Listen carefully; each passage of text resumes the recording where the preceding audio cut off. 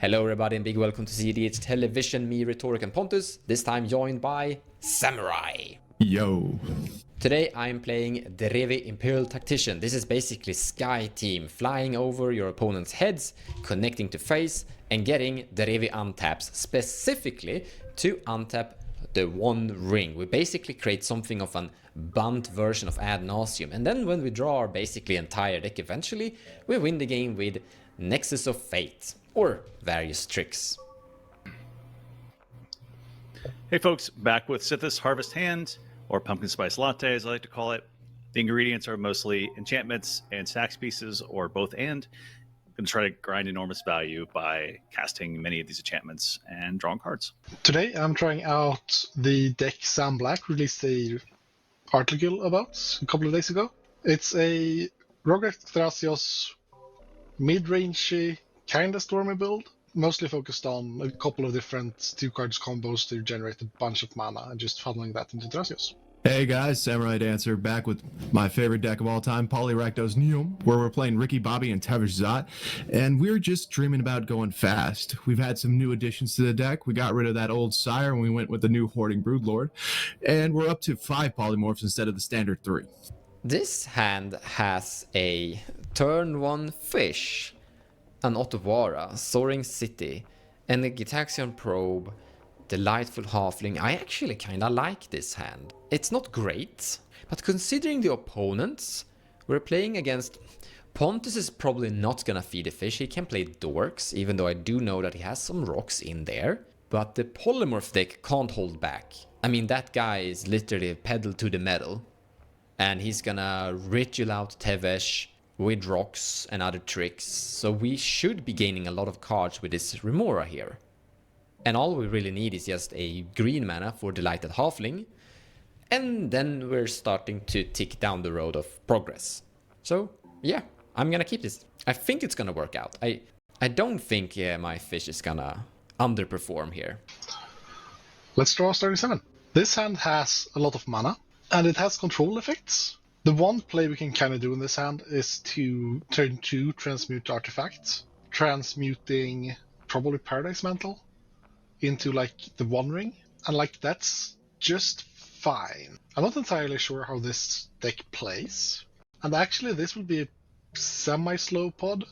There's a risk of Rhetoric looking for an early oof, but we do have the Force Will for it, so this hand could like technically function. And I think since this isn't an actual Storm Lists, I'm actually gonna try this hand, because it is pretty balanced even though it's kinda mid. But yeah, let's see. I'm not completely sold on it, but let's just see what happens. Go ahead and mull for that collector Rhetoric. All right, folks, let's check our first 7 here. Okay, so we have Gemstone Caverns. We are third, so we're okay with that. And we have Survival of the Fittest, Rising Canopy. I mean, 2 enchantments here, as well as Invasion of Ikoria, which, if you saw last game, you know that it created some problems for people. And these decks are trying to go a little faster. We even know that the One Ring is maybe a possibility with the Derevi build. So I'm kind of okay with this, because with Gemstone Caverns, I can just exile a land. I could still get my commander out, and I'm going to be drawing cards by turn 2. It may be just one turn too slow though, but with Gemstone Caverns we have a little bit of fast mana. We can do it. So yeah, it's a keepable hand. I think that with the value we get from these 3 pieces, like we did last game, we may not be in too much trouble. Again, with the turbo strategies that are likely on hand with 2 Rograkh decks, I think it could be a bit of a gamble, but we'll see. Take it away. This hand is nothing. This hand is bad. This hand is absolute gas. This hand is so fire. I think this hand will burn. We're sadly going last, so we're not going to hit all of our good stuff. We could definitely keep this hand. All right, do a free game. I will play Gemstone Caverns, and then I'm going to exile this Verdant Catacombs. I'm gonna draw a card for turn. I'm gonna play this Otawara. I'm gonna cast a Gitaxian Probe, paying 2 life. I'm targeting Pontus. Okay, that's actually not what I wanted to see, but I don't think I should hold back anyways. Tap this for blue. cast a Mystic Remora, and pass turn really fast. It works like that, I think. No response. It worked! Yeah, pass turn! Go to my turn. I'll play a Polluted Delta as land for turn, and I will fetch, finding a Volcanic Island.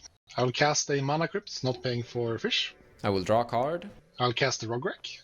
Then I will cast this Paradise Mantle, not paying for fish.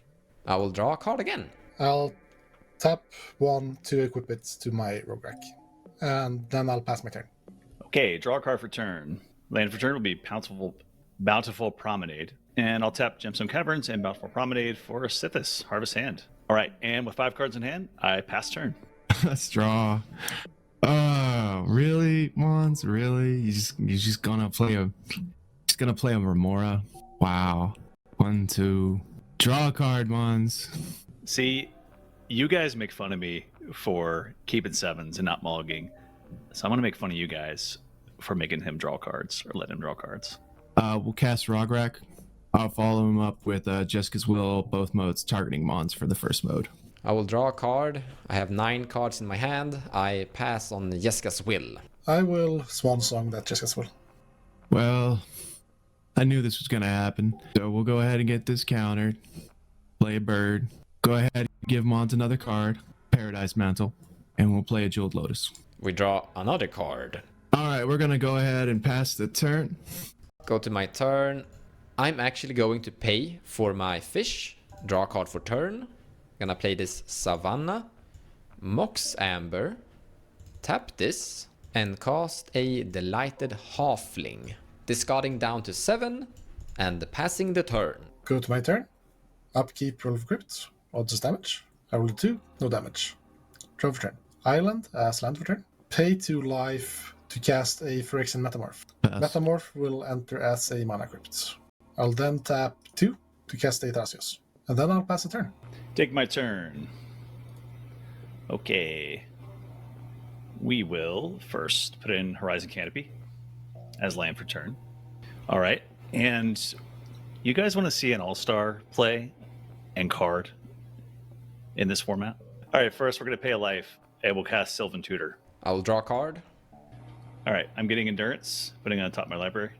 And then the all-star play, fellas. I never play this card in cEDH, and I used to play it in my Derevi deck. We're going to tap these 2, and I'm going to attempt a Darksteel Mutation, Thrasios. At least that's what I'm thinking, but I could be swayed. Fellas, what do you think? All right, I'll talk first. I'm next after you. I've got priority on the speech stick. I think putting on Thrasios is kind of not worth it at the moment. For one thing, all Thrasios doing is going to draw a card, maybe reveal the top card. It is an infinite mana outlet, but then again, the infinite mana outlet's probably a bigger problem. Whereas if you put it on like the Delighted Halfling, you shut Mons down for another turn. You also prevent the One Ring from not being interacted with later. Plus you give Mons a nice blocker, and I think he'd be grateful for that. Objection. Don't listen to that. The fact that you revealed you were gonna Darksteel Mutation my Thrasios, and I didn't care for a second, probably tells you all you need to know. Yeah. All right. I think I'm swayed by your all's rhetorics, so I will do Delighted Halfling. Well, I will draw a card first, and yeah, sure. This Delighted Halfling is a 0/1 indestructible, I think it is. Yeah, there we go. I also draw a card and gain a life from Sythis' ability. Draw the card you all knew was there. I have 4 cards in hand. Pass turn. All right. Let's roll for our crypt. It's a Tails. Seems like a good thing. Let's go ahead. Draw a card. I'd like to go ahead and cast my commander, Tevesh. I will draw a card because of fish. Happy. I pass. I pass. Tevesh resolves. Well, Tevesh is a bit of a bastard. We're going to go ahead and sacrifice our Rograkh. Well, state-based actions will put our commander into the command zone. We're going to go ahead, play this Penzin Crucible, replay the commander, and I'm okay with just passing on.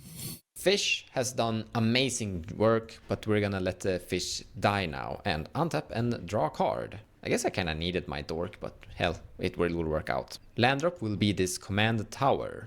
And I would like to cast my commander Derevi Imperial Tacticianer. On ETB, I will untap this command tower and then 1, 2, and cast a Fellower Stone. Guys, we need to be careful. I did the math, and that is definitely Najila mana. So just be aware. Be aware. I don't think you need to be worried about that, but maybe you should be worried still. I'm discarding these 2 cards to my graveyard, and then I'm passing the turn. Go to my turn. In upkeep, I have 2 mana crypt triggers. I'll roll 2d6 and odds damage. Roll a 2 and a 4, so no damage. Draw for turn. I will do what I set out to do. I will tap 2 mana to cast a transmute artifact. Tapping my mana crypts for 4 colorless, and that's it.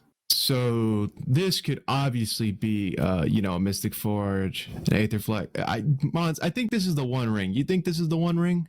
I actually don't know what it is he's gonna find with the transmute artifact. Man, I don't know if you've ever done math with Rakdos, Mons, but I want you to count my untapped lands I see what you mean. versus. I guess it resolves, Pontus. Transmute artifact resolves.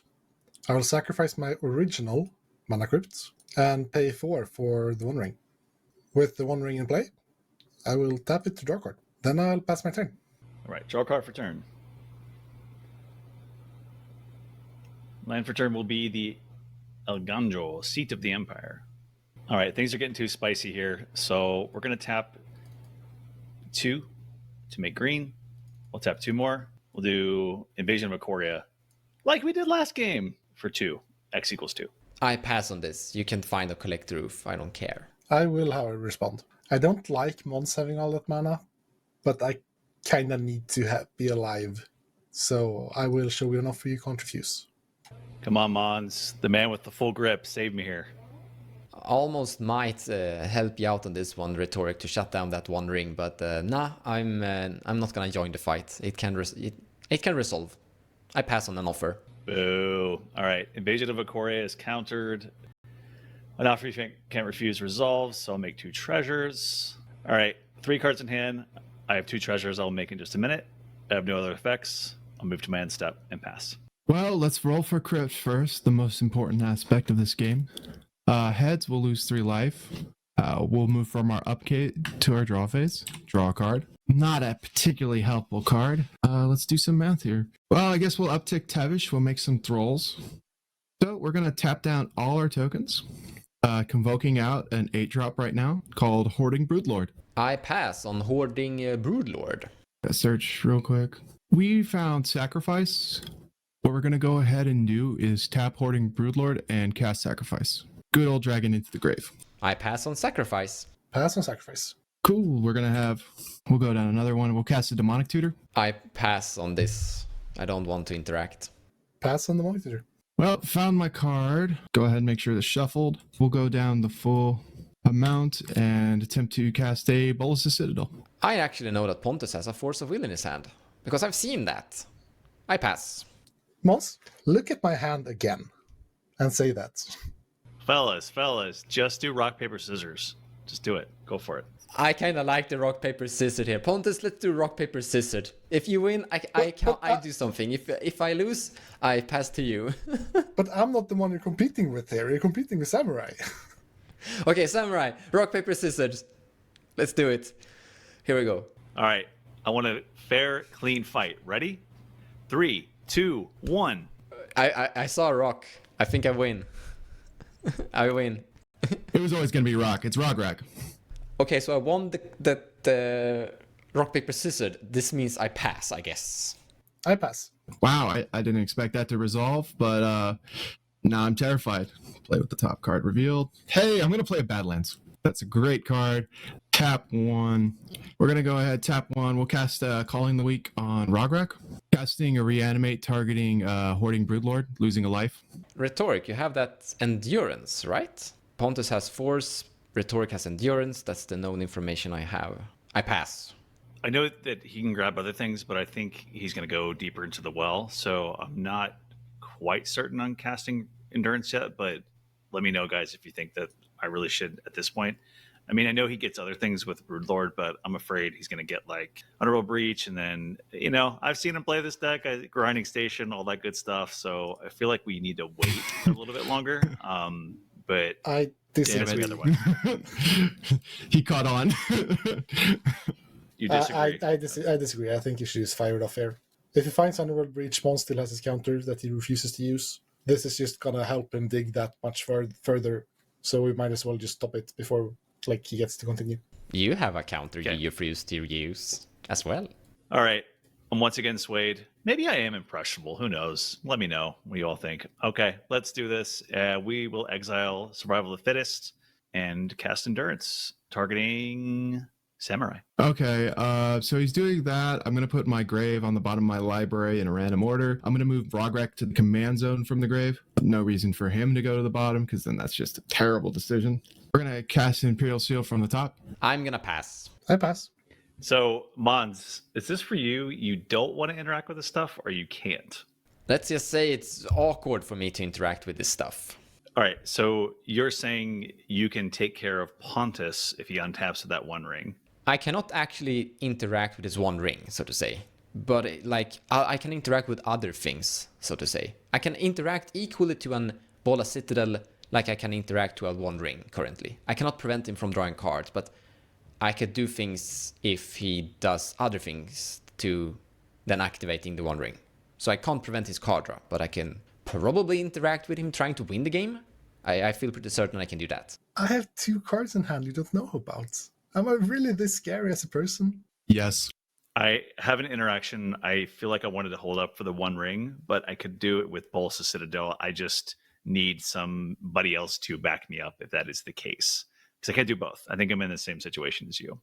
Yeah, I can't really interact with the one ring.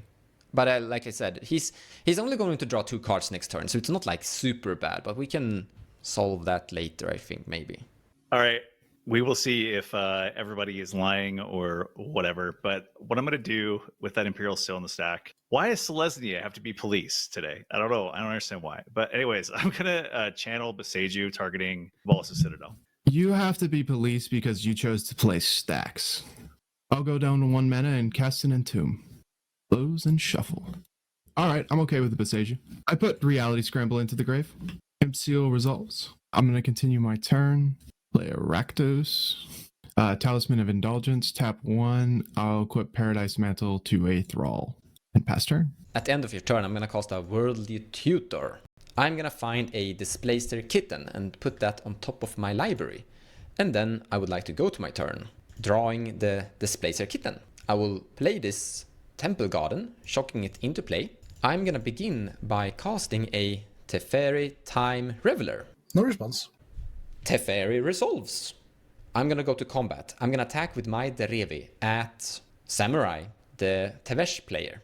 Derevi connects and I will untap my Fellower Stone. And then I'm going to cast my Displacer Kitten.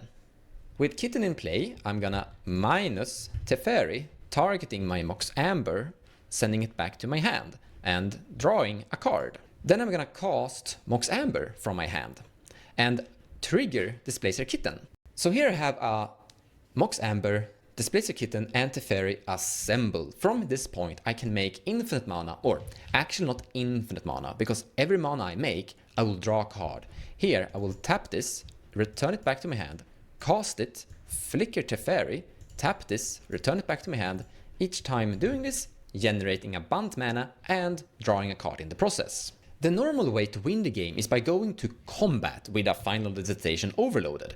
However, before that, we're just gonna cast a bunch of stuff, and as we have to solve that Final Devastation problem, but we're gonna draw until we find, actually here let's use this Mystical Tutor to find this Nexus of Fate, and then drawing a few cards, generating a few mana, cast Nexus of Fate. This means I get a new turn, and on this new turn I can generate a bunch of mana by drawing a few cards and putting a few creatures into play. Or actually, honestly, we could also just sit and do infinite turns with Nexus of Fate if we wanted to. But regardless, we can put an enormous board state into play, cast Final Devastation really big, and just swing for the win. GG! Derevi victory! So we tried. We didn't quite get there, but all in all, I felt much better about the end result than I did when I first saw the deck list. I mean, oh my god, that's full on stack with Graph Diggers. I thought that'd be the biggest threat, but you know, at the end of the day, the deck did what it was supposed to, but we were last, so it did it one turn late. It was all right being police. You know, you try, you shut people off, and as I've done before, you make other avenues. Good game. Yeah, sadly we drew the Dockside of the One Ring. If we had seen that one card earlier in any way, we could have done some stuff, but we ended up being awkward in mana. And also me forgetting the 2 blue costs of Transmute was really awkward, so we just fell quite a bit behind from Mulligan. So I was super sandbagging that one. So we did have a Pact of Negation. But I'm looking at my hand, and I see I can win on my turn, basically, with a Pact of Negation protection. So I really don't want to use it, because me casting Pact means I'm doing nothing that entire turn cycle. Super risky, but I had seen a Force of Will from Pontus, and I had seen an Endurance from Rhetoric, so I was like, Pontus probably has a blue card, what do I know? And maybe he will interact with it. Maybe I should have cast the Pact of Negation just to be safe, because we were potentially really losing to that Samurai. But when you're sitting with like a hand that's gonna win your turn, you tend to be a little bit greedy. However, it kind of worked out anyways. Thanks for watching.